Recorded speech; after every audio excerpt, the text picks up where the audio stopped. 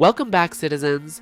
We are getting the biggest player-owned ship in Star Citizen history. Invictus is officially dead, DefenseCon is taking its place, the flight model is getting completely overhauled, and the dev team just answered a stack of questions that flip what we thought we knew about the next few months. There's also a few things they straight up refuse to answer, and honestly that might be the spiciest part of the whole drop. So grab a coffee, get comfortable, and let me walk you through everything that actually matters, from the latest dev Q&A and the official RSI announcements. No fluff, no filler, just the stuff you need to know before May. Let's start with the obvious one. Invictus launch week is gone. The lore reason is that the UEE pulled the entire Invictus fleet back to Seoul, and CIG has confirmed that Area 18 is not hosting the usual Invictus showcase this year. Instead, Drake Interplanetary is stepping up with a brand new event called DefenseCon. The tagline is Bigger, Badder, Berserker, which is pretty on brand for Drake, honestly. The event runs from May 14th through May 27th at Area 18, and every major manufacturer is going to be there. Aegis, Anvil, Origin, Crusader, Drake, RSI, each one gets their dedicated spotlight, which means new ship reveals, manufacturer-themed promotions, in-game events, and concierge-only experiences sprinkled across the schedule. Drake is leading the show this year, so expect their lineup to get extra love, including the Crusader Ironclad, which has been getting a serious update, plus probably a couple of surprises they have not told us about yet. If you have been holding off on a fleet expansion, this is your golden window. Mark May 14th on your calendar. Set a reminder. The prices, the events, and the limited time concept ships are going to be unlike anything we have seen this year.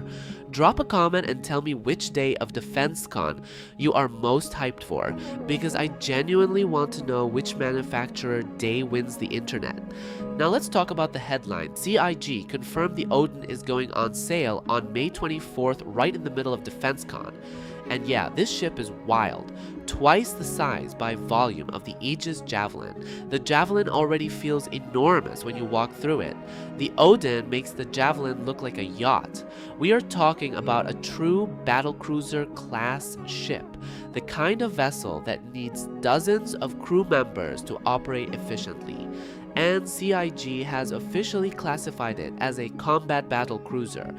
So this thing is built for one purpose: war. The Odin is also the last of the original crowdfunding campaign capital ships, the ones that backers unlocked years ago through stretch goals. So it is a real piece of Star Citizen history finally landing in the verse. But here is the part that has the community split. You cannot just walk up to the pledge store and grab one. CIG is creating something called the Anvil Odin Founders Club, and access is gated. Concierge tier backers can apply right now through May 11th. You head to the concierge ticket portal, you select the new Odin Founders Club option, and you write up to 999 words explaining why you should be one of the first captains of a battlecruiser in the verse. CIG is also reviewing internal gameplay data, and they are going to automatically add some of the most active captains to the Founders Club without you applying. So if you have been grinding the verse, leading orgs, running multi-crew ops, that activity might already be earning you a spot. Real talk, this is a divisive move. Some players love the exclusivity. Others are not happy that the largest ship in the game is gated behind concierge status. But CIG has been pretty clear about this. The Founders Club is about cooperative group play, about people who genuinely lead crews, and about giving the first wave of captains a community structure to learn the ship together. Make sure your promotional emails are turned on in your account settings, because if you get selected, CIG is going to reach out in the weeks leading up to May 24th. And if you are applying or even thinking about applying, drop your call sign and your org tag in the comments. Let's see who is going for it. Alright, let's talk ships, because there is honestly a ton to cover here. Starting with the Drake Kraken. The Kraken has been confirmed as non-modular, which is a notable shift from the original concept that hinted at swappable bays. Instead, the Dragonfly Bay has been moved downstairs and now connects directly to the cargo hold through an internal vehicle ramp. So you load your Dragonflies, you load your cargo, all through one integrated flow. Quality of life win for hauler pirates. The privateer variant of the Kraken launches after the base version, so base owners get to fly first. And here is something I almost glossed over. The Kraken comes with 2 medical beds, which makes it a really solid mobile ops platform for big crews and large org operations. Now, for the heavyweights. The Aegis Javelin is officially not flyable in 2026. I know that one stings. Backers have been waiting on this ship for a long time, but when it does arrive, it ships with full modularity right out of the gate, including a Tier 1 medical module and a cargo module. So when it lands, it is going to be feature complete, not a half-finished hull. There are no plans right now to allow swappable main weapons on the Polaris or the Javelin like the Idris currently has, but CIG was careful to say it is not ruled out long term. So down the road, that might change. We also got teased on a brand new medium fighter, manufacturer still under wraps, which means CIG is sitting on a future reveal somewhere. The Origin M80 is officially confirmed as a heavy fighter, and here is the cherry on top. This is the same ship the sound team mysteriously teased in a previous Star Citizen live episode that had the community speculating for months. Mystery solved. The Crusader Ironclad's weapon loadout is officially going to differ from the original concept, and the cargo hold is getting a noticeable size bump, which Ironclad pilots are going to love. The Anvil Odin is officially classified as a combat battlecruiser, like I said earlier. The reworked Idris model that we have seen in Squadron 42 promotional content is staying inside Squadron 42 until that game launches. Once SQ-42 ships, the updated Idris makes its way into the persistent universe. Until then, PU pilots are still flying the existing version. Suit lockers, the most requested quality of life feature in the game for years, are actively being worked on. CIG has prototypes already running to retrofit them into older ships, so if you have ever stood in your hangar wondering where you put your loadout, that fix is finally coming. We are also going to see more non-combat focused alien ships this year, which is huge for explorers and traders. There are no new player flyable Vandal ships planned, but expect more AI controlled Vandal out in the wild, which means the Vandal threat is going to feel a lot more present in the verse. Probably more PvE encounters, probably more chances for those big org level fights people have been wanting. CIG also confirmed they are filling the gaps in the ship matrix so players have manufacturer options across every single role. So if you have always wanted a heavy fighter from a specific brand or a hauler from another, those gaps are getting filled. If this part of the video has you geeking out, drop a like. It actually helps, and we can keep going. Now this next part is honestly my favorite bit of the whole Q&A. The new flight experience, which CIG internally calls NFM, is officially in active development. This is not a tweak. This is not a balance pass. This is a full ground-up overhaul of flight, weapons, bullet speeds, engagement ranges, every layer of how combat plays. CIG has been internally testing significantly slower bullets and dramatically extended engagement ranges so that dogfights feel more cinematic and more tactical. Picture this. Instead of 2 ships locked face-to-face dumping rounds at point-blank range, imagine actually seeing a tracer streaking through space. having a fraction of a second to roll dodge and counter position. That is the kind of combat CIG wants to deliver. They were upfront that the live build will not ship exactly as their internal tests, but the direction is clear. Light, medium, and heavy fighters are getting reworked to have completely distinct identities. This is genuinely a big deal. For years, the upgrade path has felt linear. You start in a light fighter, you graduate to medium, you graduate to heavy. CIG is pulling away from that. They want light fighters to be a viable career choice forever. So if you love your Arrow, your Gladius, your Talon, you can fly that thing your entire Star Citizen lifetime and stay competitive. Missiles are also getting a complete rework. Most of the unreliability has actually been a network issue, not a design issue. The team is going to slow missiles down and replace the binary flare or die countermeasure system with maneuver-based dodging. So instead of mashing flares and praying, you are going to be banking, rolling, breaking line of sight using actual piloting skill to dodge incoming ordnance. Torpedoes are getting their own treatment too. They are now flight modeled like ships, which means they get affected by atmosphere, gravity, all that good physics stuff. They are also reserved for massive targets only. Using a torpedo on a small fighter should feel wasteful, like wasting a missile on a fly, and no stealth torpedoes are planned. Sorry to anyone who was hoping for that. Now here is the spicy one. The current armor system that you see in the live game right now, the percentages, the hit point pools, all of that, it is a placeholder. The real system is called Maelstrom, and Maelstrom replaces health bars with full physical material simulation. So instead of damage being a number, damage is real deformation, real penetration, real component destruction. When that drops, combat is going to feel different in a way no other space game has ever pulled off. Hit subscribe if you want to be here when Maelstrom finally lands, because honestly that is going to be a moment.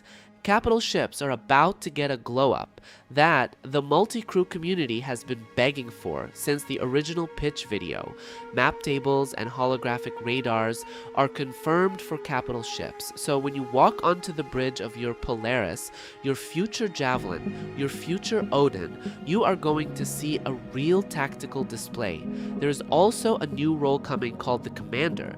This player surveys the entire battlefield, identifies priority targets, and pushes those designations directly to every gunner on the ship. So instead of crew members picking their own targets and fighting independently, the commander coordinates everyone. Capital ship combat goes from chaos to choreography. Active ping has also been upgraded. It can now detect ship cross sections, which means stealth and your angle of approach actually matter. Ships with advanced radar will be able to pull more detailed information on nearby contacts. So if you are running an exploration ship or a recon variant, your role on the team becomes really important. And here is a juicy one for fleet builders. If you install matching radars on the same ship, you get a radar buff. Tuning your loadouts and matching your gear has real mechanical payoff now. Fleet Command UI is something CIG genuinely wants to build, but they have not shared specifics yet. So expect that to be a CitizenCon level reveal somewhere down the line. If you run an org, this is the moment to start drilling your bridge crew, get your comms protocols sharp, because when this lands, the orgs that prepared are going to dominate. Quickfire round on gameplay, base building. Tier 1 will not require the Pioneer or any specialized ship, so when this drops, every player can start building bases, not just whales. The Pioneer itself is also not going to be flyable when Tier 1 launches, so the dedicated base building ship comes later. That is good news for accessibility, even if it is bittersweet for Pioneer owners. Manned turrets will not support AI blades. Damaged turrets, however, can now be repaired from inside the ship as long as they are not fully destroyed. Solid quality of life win for engineers. The new ship hangar service in patch 4.8 will not let larger ships rearm using their own onboard cargo, at least not yet. CIG said it is potentially coming, just not in 4.8. Auto cargo loading at major ports is still in the plans. Crafting and upgrading ships will give performance gains only, no visual changes, no hardpoint changes, pure stat boost. Drones are going to be a big component of the base building loop. They will operate autonomously based on your instructions. And here is the cool part. Once the underlying drone tech is complete, the drone rooms on existing ships are going to become functional. So your Carrack, your future Galaxy, all those ships with drone bays, those bays are finally going to do something. The Apollo dedicated drone ship is not being worked on right now because the base loop is the priority. Ground vehicles are essential for combined arms and base building, and ground physics are getting a tuning pass because they currently react too harshly to terrain. L and XL hangars are not getting additional pads in the near term, and modular hangars are a long-term plan, not a next patch item. Temporary jump points are coming with Star Citizen 1.0 and could open up brand new locations we have not even seen on the star map yet. Stellar storms have been confirmed, including coronal mass ejections and solar flares. The verse is going to feel more dynamic and more dangerous, and underwater exploration is in the plans, just not in the near future. So if you have been dreaming about diving the oceans of Hurston or another wet planet, that day is coming, just not soon. Now there is more on the gameplay side that I want to flag because some of these are pretty cool. Economy-focused updates are coming in the next few months, which is huge if you have been begging for a more dynamic verse market. Prices, supply, demand, all of that is getting attention. Food buffs are possibly landing within a year, so eating that ship-cooked meal is finally going to mean something mechanically, not just be flavor text. Food and medical fabricators are officially planned, which slots perfectly into the base building loop and gives crafters a real industrial career path. Research gameplay, the kind of deep systems career that scientists and explorers have been dreaming about, is something the team genuinely wants to build, but they admitted they have not had the time for it yet. So that one is on the wish list, not the roadmap. And here is the wild card. LLM-based NPCs are being actively explored by CIG. NPCs that respond to what you actually say in real time. Mission givers that improvise. Bartenders that remember your previous conversations. Not coming soon. But the fact that they are exploring it tells you exactly where Star Citizen is heading. Now, real talk on the tech side. Because what CIG said about server stability is going to make a lot of you feel better. Dynamic server meshing is expected to resolve a meaningful portion of the current instability. So that fix is coming. CIG also openly admitted that this year's issues have largely come from rolling out too many small patches in rapid succession. Going forward, features are being rolled out in smaller, cleaner increments because too many simultaneous engineering changes made player feedback impossible to parse. So expect more focused, more stable patch cycles, less of that whiplash where every patch breaks something different. Now here is something a lot of players do not realize. Many of the combat and vehicle features in the game were originally built for Squadron 42 first, and porting them to the persistent universe is significantly more complex because the PU is an open MMO with all the chaos that comes with it. So when a feature takes longer than expected to land in the live game, that is often the reason. The good news is that improvements made for Squadron 42 will continue to be ported to the persistent universe, and one of the biggest ones coming is gamepad support. Gamepad support currently needs a full rework, including a proper UI built specifically for controllers and the PU. Those SQ42 improvements will be ported over, so if you are a controller player, your time is genuinely coming. The bottom line, the dev team has heard the feedback, the patch cadence is changing, and the deeper engine tech is finally moving in the right direction. Now before we wrap, this might honestly be the spiciest part of the whole Q&A. The questions CIG straight up refuse to answer, and sometimes the silence tells you more than the answers. They refuse to comment on whether more ships are coming off limited sale status, which has fleet collectors and CCU chain builders absolutely on edge. They refuse to comment on the Constellation Series MK6, which the community has been speculating about for months because that lineup is overdue for a refresh. They refuse to comment on the Kruger S65, which has shown up in concept files and community chatter for a long time but still has zero official details. And they refuse to comment on a mystery origin ship that was teased by the sound team in a previous Star Citizen live, although that one we now know was the M80 Heavy Fighter, which CIG has since confirmed. So my honest read on this, the silence on those 4 items means CIG is sitting on at least 2 or 3 more major reveals they are not ready to share yet. So keep your eyes locked on the next few months because something is brewing and the leaks are gonna be incredible. So that is your full Star Citizen update. We are currently sitting on Alpha 4.7.2, which dropped on April 27th, and the next 2 weeks are going to be one of the most stacked stretches this game has ever had. DefenseCon kicks off May 14th, the Odin Founders Club application window closes May 11th, and the Anvil Odin itself goes live on May 24th. Mark every one of those dates right now. If this video helped you out or you got value from it, drop a like.